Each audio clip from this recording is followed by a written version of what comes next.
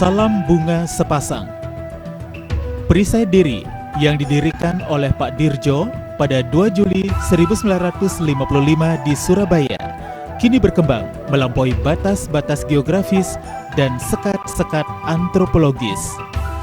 Perisai diri berkembang tidak hanya di Jawa, yaitu hanya di tanah kelahirannya saja, tetapi juga menyeberang ke Bali dibawa oleh Imade Swece pada tahun 1964. Tepatnya 20 April 1964, Pak Swece, begitu Imade Swece akrab dipanggil dalam keluarga silat nasional Indonesia Perisai Diri, yang masih strip merah atau pelatih, mengembangkan perisai diri di tanah kelahirannya di Bali. Tugas ini dilaksanakannya berdasarkan mandat dari Pak Dirjo yang diterimanya pada pertengahan Maret 1964, kemudian dilanjutkan dengan membuka pendaftaran anggota baru pada 1 April 1964. Pada saat itu, yang berminat menjadi anggota perisai diri dan mendaftar sebanyak 250 orang.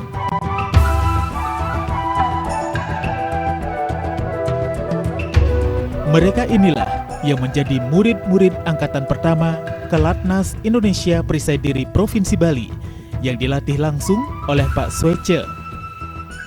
Murid-murid angkatan pertama ini mulai latihan pada 20 April 1964 di Sekolah Menengah Pertama Negeri 1 atau SMP Negeri 1 Denpasar. Pemilihan tempat latihan ini merupakan bantuan dari Inyoman Kantor, pengurus KONI saat itu, yang meminta restu dan izin untuk menggunakan aula kepada Pak Jayusman, kepala sekolah. Tanggal mulai latihan ini, yaitu latihan yang pertama kalinya inilah yang diperingati menjadi hari kelahiran Kelatnas Indonesia Perisai Diri di Bali. Mandat yang diterima Pak Swece berkaitan erat dengan kepercayaan dalam hubungan guru-murid dengan Pak Dirjo di Surabaya.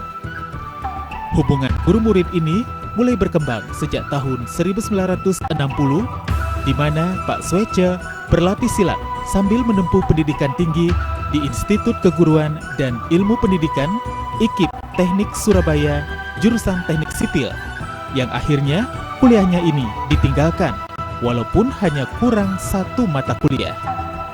Hal ini dilakukan mengingat beliau mendapat tugas dari Pak Dirjo untuk mengembangkan silat perisai diri di Bali, di mana tugas ini dianggap sebagai wahyu dari Pak Dirjo, sehingga menguatkan tekad Pak Swece untuk meninggalkan Surabaya kembali ke Bali.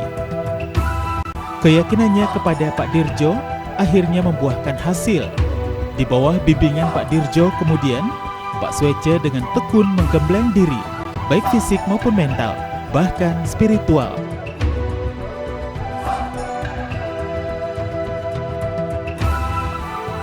Di samping latihan bersama dengan anggota lainnya secara rutin sesuai dengan jadwal yang sudah ditentukan, juga Pak Swece meminta tambahan latihan secara privat.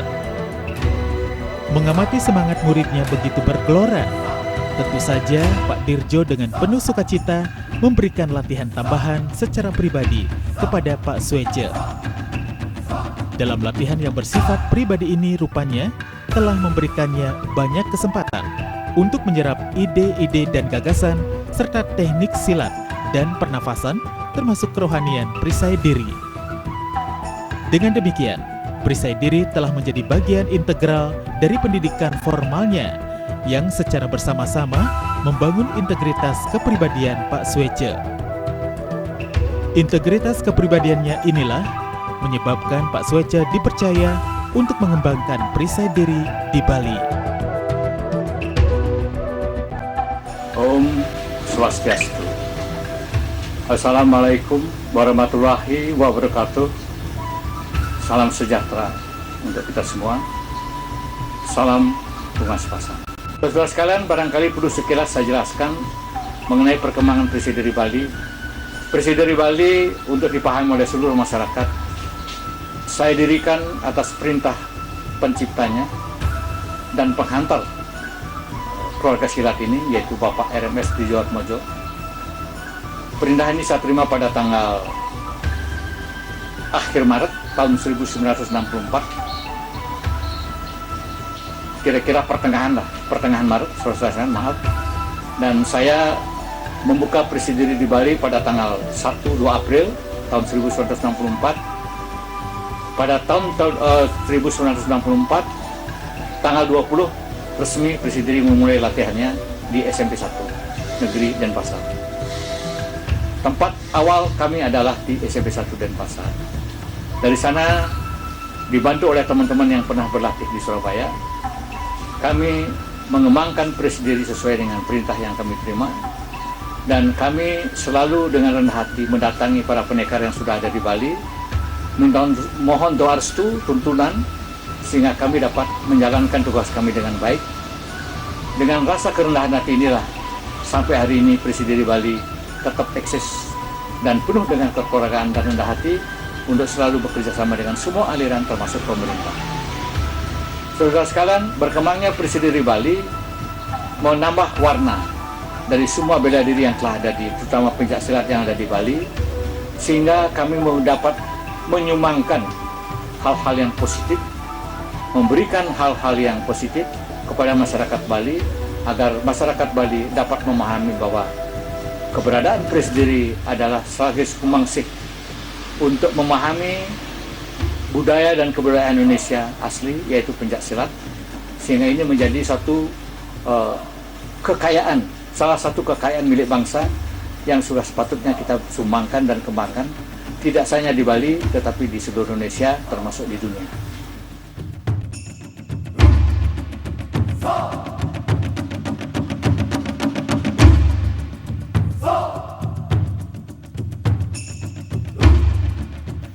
Sebelum Pak Swece mengembangkan Presidiary di Bali, rupanya sudah ada latihan Presidiary secara sporadis di Denpasar, seperti di rumah Pak Ketut Sudiana, Kakak Maderai Swartana, mantan Ketua Kelatnas Indonesia Presidiary Provinsi Bali. Latihan ini memang tidak formal, karena pada masa itu Presidiary belum resmi berdiri di Bali, sehingga belum mendapatkan restu dan izin dari Pak Dirjo, serta belum diketahui dan dikenal oleh masyarakat umum termasuk aliran pencak silat lainnya yang sudah berkembang di Bali. Pada masa itu, di Bali sudah berkembang beberapa aliran pencak silat, seperti Kertawisesa, PP Suro, dan Bakti Negara. Inilah sebabnya ketika hendak mengembangkan Presidiary di Bali, Pak Swece mohon doa restu dan izin kepada pendekar pencak silat lainnya yang sudah berkembang terlebih dahulu di Bali. Sikap rendah hati ini sungguh-sungguh membuahkan doa restu dari pendekar pencak silat lainnya. Misalnya, Bagus Rai Keplang, pendekar dan pendiri pencak silat Bakti Negara, merestui Pak Swece mengembangkan Presidiary di Bali. Malahan berpesan agar Pak Swece membimbing murid-muridnya dengan baik, hidup rukun, arif, dan bijaksana.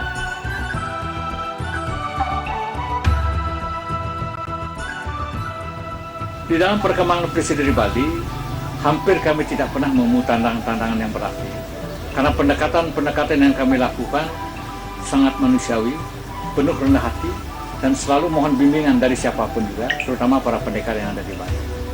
Sehingga dorongan tuntunan yang diberikan kepada kami memperkuat keyakinan kami untuk mengembangkan Presidiary Bali secara baik dan arif, dan kami selalu bergandengan tangan dengan siapapun, dengan seluruh aliran, bukan saja pencak silat, termasuk aliran-aliran bela diri yang lain yang ada di Bali, sehingga sampai hari ini kami dapat diterima dengan baik oleh semua keluarga bela diri yang ada di Bali. Jadi intinya, saudara sekalian, tantangan-tantangan yang berarti kami tidak pernah alami. Semua mendukung kami, semua memberikan bimbingan pada kami, sehingga kami bisa berkembang sampai hari ini.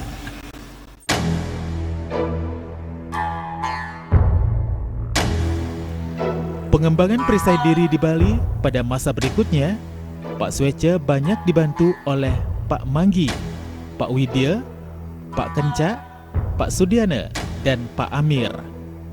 Pada masa itu, mereka rata-rata masih strip putih hingga hijau, asisten pelatih. Berkat bantuan murid-muridnya ini, hingga pada akhir 1965, Perisai Diri sudah berkembang sampai ke seluruh Banjar di Denpasar. Kelancaran kegiatan pelatihan di Banjar-Banjar tidak lepas dari bantuan murid-muridnya angkatan pertama. Mereka inilah yang dengan teguh hati melatih murid-murid Perisai Diri di Denpasar dan dengan setia mendampingi mereka hingga sebagian besar menjadi pelatih. Sistem pendidikan dan pelatihan seperti ini bahkan diteruskan sampai sekarang. Dengan sistem ini, sehingga setiap murid adalah calon pelatih yang bersedia mengembangkan Perisai Diri ke pelosok tanah Bali. Begitulah perkembangan Perisai Diri di Denpasar yang menjadi awal mula tempat Perisai Diri berkembang di Bali. Dari Denpasar, kemudian Perisai Diri berkembang ke wilayah Tabanan. Tepatnya pada 6 Desember 1966, Perisai Diri Cabang Tabanan, begitu sebutan Kelatnas Perisai Diri pada masa itu, resmi berdiri. Pendiriannya diresmikan langsung oleh Pak Dirjo. Perintis sekaligus menjadi pelatih adalah I Gusti Ngurah Bagus Danendra dan I Gusti Ngurah Mani Astawa. Sehari setelah peresmian Perisai Diri Cabang Tabanan, dilanjutkan dengan peresmian Perisai Diri Cabang Gianyar pada 7 Desember 1966. Peresmiannya juga dilakukan langsung oleh Pak Dirjo. Ketua panitia peresmian adalah Anak Agung Gede Barata, sekarang Bupati Gianyar, yang sekaligus menjadi murid angkatan pertama Perisai Diri Cabang Gianyar. Perisai Diri Cabang Gianyar berkembang pesat hingga ke seluruh wilayah kecamatan di Kabupaten Gianyar berkat kerja keras Ida Bagus Rai Jendra. Pelatih yang berpenampilan santai namun serius ini sebelumnya mengikuti latihan Perisai Diri di Malang. Dengan demikian, Perisai Diri sudah resmi berdiri di 3 kota di Bali, yaitu Denpasar, Tabanan, dan Gianyar. Selanjutnya, perkembangan Perisai Diri di Kabupaten Bangli diresmikan pada tanggal 25 Desember 1972. Dan di kabupaten lainnya di Bali tidak ditemukan catatan tentang peresmian tahun berdirinya. Akan tetapi, sekurang-kurangnya dapat dikemukakan tentang pelatihnya, antara lain Pak Mudra melatih di Kabupaten Klungkung dan Karangasem, Pak Komang Wike melatih di Kabupaten Jemberana, Profesor Basuki dan Dr. Arimbawa melatih di Kabupaten Buleleng. Malahan pendirian cabang Perisai Diri di Kabupaten Buleleng yang diresmikan pada tanggal 20 Mei 1972 mendapatkan restu dari pendekar pencaksilat lainnya yang sudah berkembang terlebih dahulu di sana, seperti Pak Witana dan Pak Dana yang merupakan pendekar dari perguruan Sitemba, serta Pak Nyoman Gede, tokoh masyarakat Singaraja.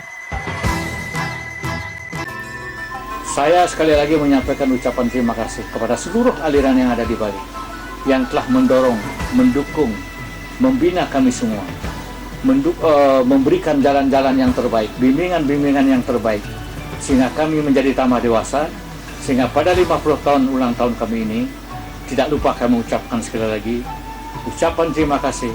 Dan kepada seluruh keluarga Perisai Diri, tolong saya minta, selalulah rendah hati, berikan yang terbaik bagi bangsa kita, kemudian lakukan tindakan-tindakan yang mendukung dalam pengertian agar setiap insan, setiap orang yang mengikuti latihan di dalam Perisai Diri dapat memahami bahwa mutu kita adalah kelembutan adalah kekuatan, kekerasan adalah kelemahan.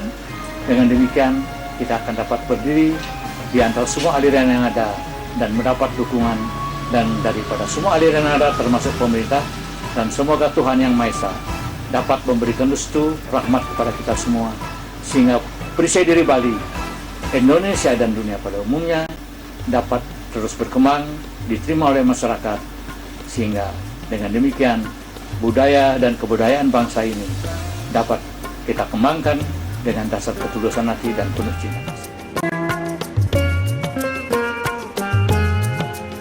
Pesatnya perkembangan perisai diri di Bali juga didorong intensitas latihan keliling. Latihan keliling adalah kegiatan latihan yang dilaksanakan berkeliling Bali. Murid-murid Pak Swece, angkatan pertama, mengadakan latihan secara berpindah-pindah dari satu ranting ke ranting lainnya di seluruh Bali. Latihan keliling ini dilaksanakan secara rutin setiap bulan. Selain untuk memperdalam teknik silat, juga latihan keliling ini untuk membina dan mempererat kekeluargaan dan persaudaraan. Hubungan semacam inilah yang menjadi landasan bagi perkembangan perisai diri di Bali hingga sekarang. Rupanya, pelatihan semacam ini menjadi cara mudah untuk merangkul semua anggota yang keberadaannya memang sulit untuk menjangkau pusat latihan di Denpasar karena transportasi tidak selancar sekarang. Dengan demikian, selain efektif untuk mengembangkan teknik silat, juga latihan keliling menjadi cara efektif untuk membangun persaudaraan dan kekeluargaan perisai diri.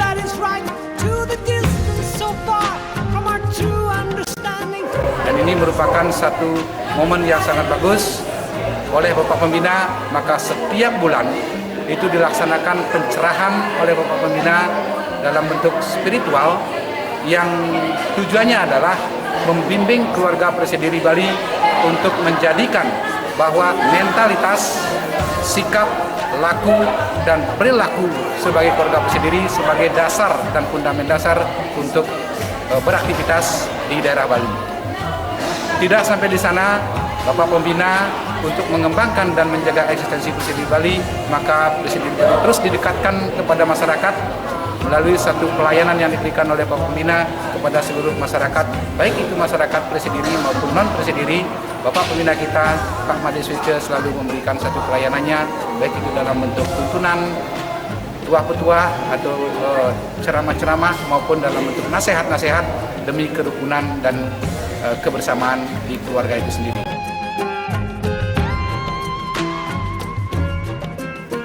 Dengan sistem pelatihan tersebut, perisai diri berkembang pesat di Bali, seiring dengan perkembangan dan kemajuan zaman. Perkembangan kemajuan zaman telah mendorong perisai diri senantiasa berbenah diri, baik dari segi struktur maupun kultur. Apalagi ketika perisai diri berkembang benar-benar sudah menjadi sebuah keluarga, sehingga pengelolaannya harus disesuaikan dengan manajemen modern.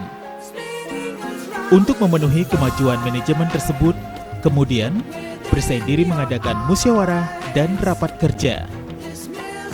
Dalam musyawarah mulai dibentuk struktur dan susunan pengurus perisai diri, serta masa kepengurusan. Pembentukan struktur dan kepengurusan ini disesuaikan dengan kebutuhan dan pedoman berupa anggaran dasar dan anggaran rumah tangga Kelatnas Indonesia Perisai Diri. Pada mulanya struktur dan susunan pengurus Keluarga Silat Nasional Indonesia Perisai Diri Provinsi Bali dirintis dan diketuai langsung oleh Pak Swece. Dilanjutkan pada tahun 1966 hingga 1968 yang ditunjuk menjadi Ketua Keluarga Silat Nasional Indonesia Perisai Diri Provinsi Bali adalah Ana Agung Ngurah Manik pada tahun 1968 hingga 1983 yang menjadi Ketua Keluarga Silat Nasional Indonesia Perisai Diri Provinsi Bali adalah Imade Sutarte. Pada tahun 1983 hingga 1998 yang menjadi Ketua Keluarga Silat Nasional Indonesia Perisai Diri Provinsi Bali adalah Pase Sukayeling. Pada tahun 1998 hingga 2004 yang menjadi Ketua Keluarga Silat Nasional Indonesia Perisai Diri Provinsi Bali adalah Made Rai Swartane. Pada 2004 hingga 2013 yang menjadi Ketua Keluarga Silat Nasional Indonesia Perisai Diri Provinsi Bali adalah Ketut Bakte. Pada 2013 hingga sekarang yang menjadi Ketua Keluarga Silat Nasional Indonesia Perisai Diri Provinsi Bali adalah Iketut Slamet.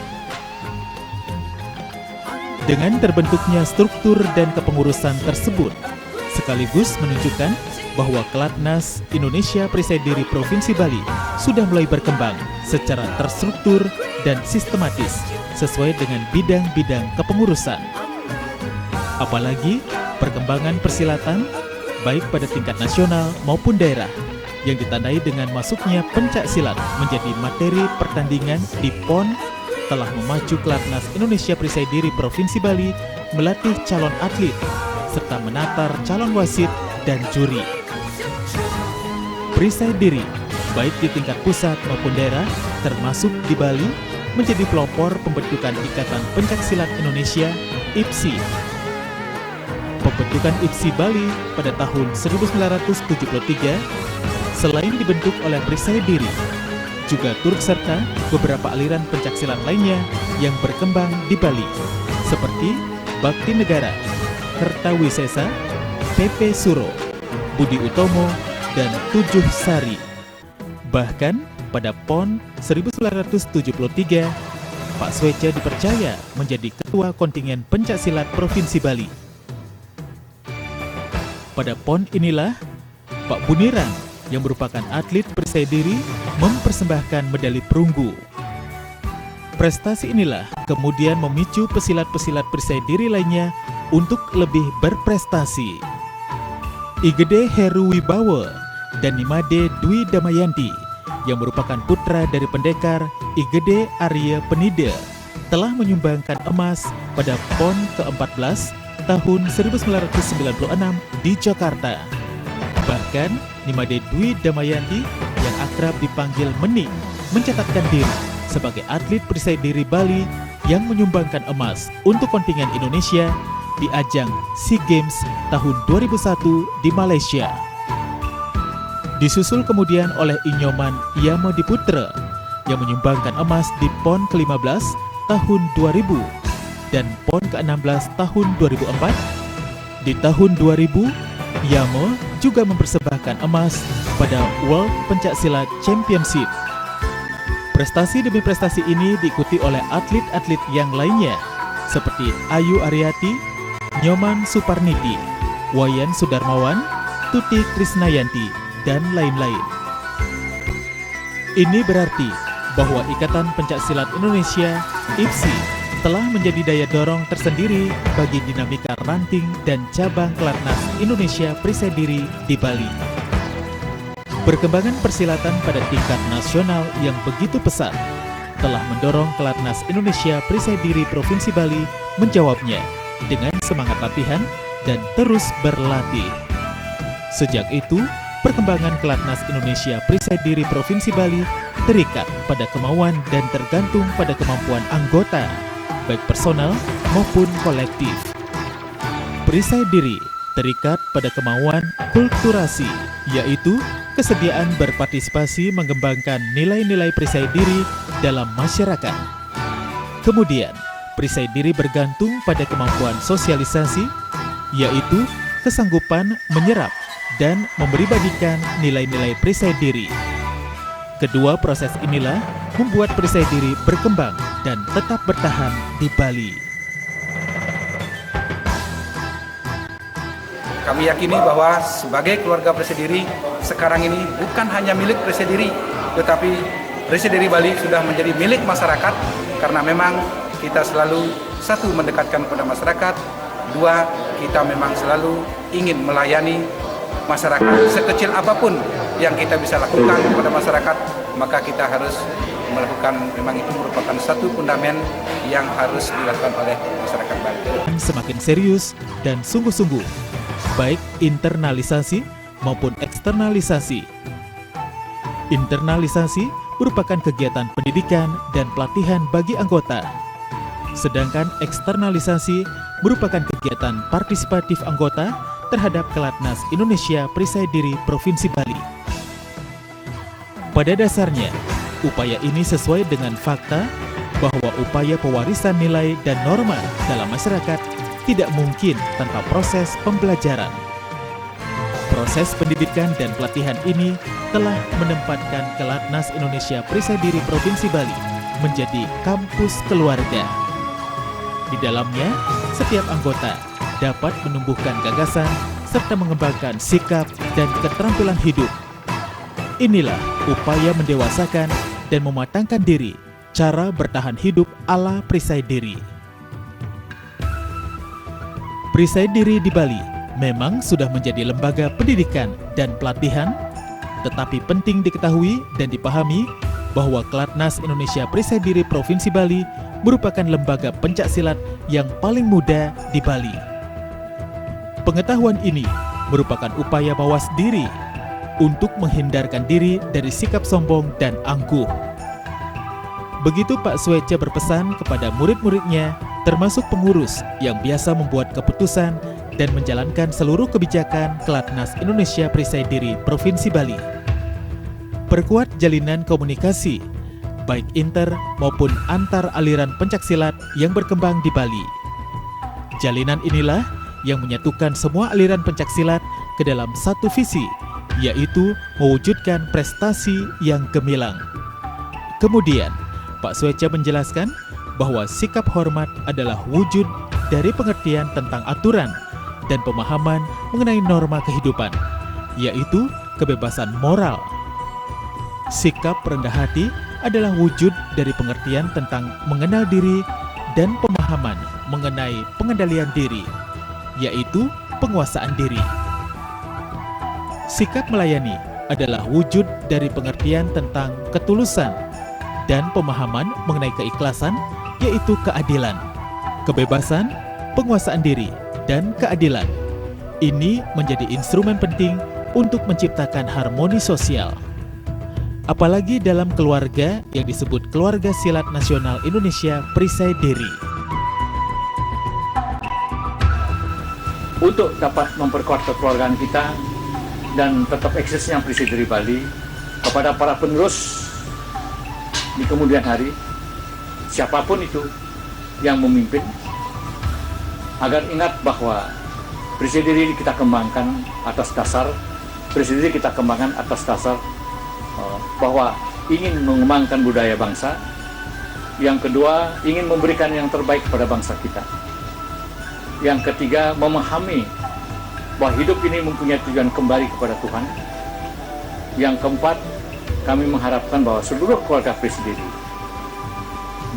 bertindaklah dengan penuh rendah hati. Layani setiap orang yang mau dan berkeinginan berlatih, dan menjadilah pelayan yang terbaik. Kemudian berikan ilmu ini secara terus kepada siapapun yang membutuhkan. Jangan membedakan agama, bangsa siapapun itu. Karena Perisai Diri dikembangkan atas dasar kekeluargaan, maka jagalah etika kekeluargaan kita, saling asah, saling asuh, dan membimbing, saling membelajarkan diri, tidak saling mengajar, sehingga siapapun nanti yang menjadi pimpinan Perisai Diri Bali khususnya dan Indonesia pada umumnya akan dapat memberikan hikmah dan rahmat yang terbaik atas tuntunan Tuhan Yang Maha Esa, sehingga kerukunan tetap kita dapat jamin, sehingga kita tetap solid dan Perisai Diri tetap berkembang. Kemudian saudara sekalian, pada keluarga silat nasional Perisai Diri, ingat bahwa ilmu ini diwariskan oleh penciptanya, Bapak RMS Dijuatmojo, untuk kita lanjutkan, kita kembangkan. Karena saya berkeyakinan Perisai Diri bukan sesuatu keluarga yang biasa-biasa saja, tapi dia memberikan tuntunan baik secara fisik, mental, emosional, dan semua tuntunan itu akan membuktikan bahwa Perisai Diri ke depan adalah suatu aliran yang memberikan keseimbangan hidup bagi setiap orang yang mengikuti antara kehidupan duniawi dan kehidupan spiritual, sehingga ini berjalan seimbang dalam kehidupan kita bersama, sehingga kita dapat mencapai tujuan hidup yang sebenarnya, yaitu kembali ke sisi Tuhan secara utuh.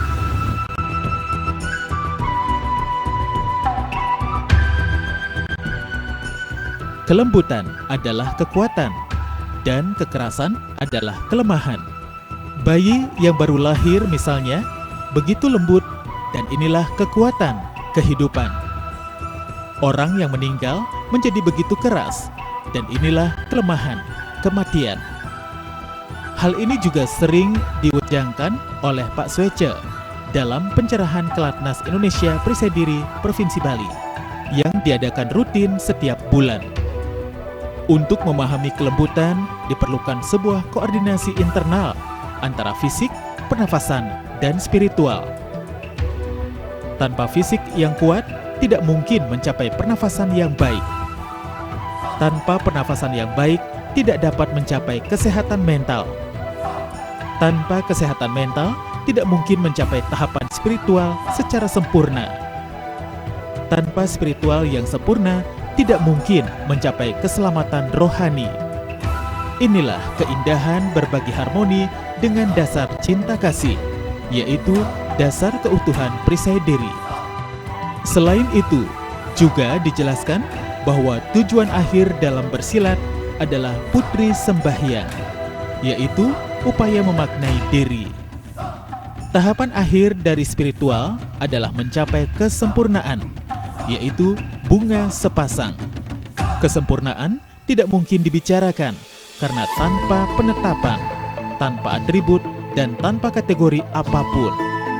Oleh karena itu, perkuat landasan moral perisai diri, yaitu secara sadar membangun kepribadian perisai diri dengan mengembangkan kemuliaan hati, kerendahan hati, dan berbudi luhur. Inilah upaya memelihara keseimbangan, keselarasan, dan keharmonisan diri. Wejangan yang mencernihkan pikiran, mencerahi perasaan, dan menyejukkan hati ini juga telah menyebabkan perisai diri berkembang dan bertahan di Bali. Demikianlah seringkas perkembangan Kelatnas Indonesia Perisai Diri di Provinsi Bali, diakhiri dengan pelantikan Pak Swece menjadi pendekar utama. Tepatnya pada 1982, Pak Swece bersama dengan 21 orang lainnya dilantik menjadi pendekar utama oleh Pak Dirjo. Selain sudah menguasai teknik silat, pernafasan, dan kerohanian perisai diri, juga mereka dipandang memiliki disiplin, loyalitas, dan pengabdian yang tinggi dalam Kelatnas Indonesia Perisai Diri. Di samping itu, juga berdasarkan waskita Pak Dirjo, mereka memang layak menjadi pendekar utama perisai diri. Ke-22 orang pendekar utama inilah menjadi pendekar pertama yang dilantik oleh Pak Dirjo. Kemudian, Kelatnas Indonesia Perisai Diri mengenang dan mengapresiasinya menjadi pendekar historis. Yang diasalkan adalah asas kekeluargaan dengan ketulusan hati yang penuh kasih, sehingga Perisai Diri Bali tetap solid, bersatu, dan kita tetap di dalam bersosialisasi, berhubungan dengan siapapun dan bermasyarakat. Kita tetap mengharapkan bimbingan dari seluruh aliran yang ada di Bali, tuntunan daripada seluruh aliran yang ada di Bali, termasuk pejabat pemerintah, agar kita dapat dibina untuk menuju dan berperilaku dan mendapat memberikan contoh yang terbaik bagi masyarakat Bali, khususnya dan Indonesia pada umumnya. Karena tuntunan-tuntunan ini dalam ulang tahun ke-50 ini tidak pernah hentinya kami sebagai pembina dalam Perisai Diri Bali dan pendiri Perisai Diri Bali tetap mengharapkan tuntunan-tuntunan agar kami mengarah kepada jalan yang terbaik dalam kehidupan ini, sehingga ini menjadikan bekal bagi kami dalam kehidupan ke depan di dalam berorganisasi dan dalam kekeluargaan Perisai Diri, sehingga Perisai Diri ke depan tambah solid, tambah rukun, dan tambah jaya. Terima kasih untuk saudara semua, semoga kita tetap bersatu dan jaya. Om Santi Santi.